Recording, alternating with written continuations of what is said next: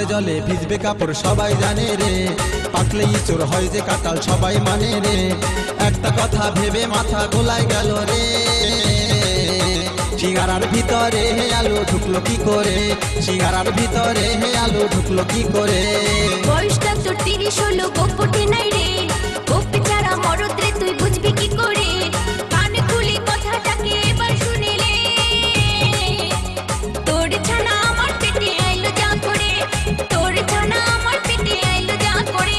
সিঙ্গারার ভিতরে হে আলু ঢুকলো কি করে, সিঙ্গারার ভিতরে হে আলু ঢুকলো কি করে।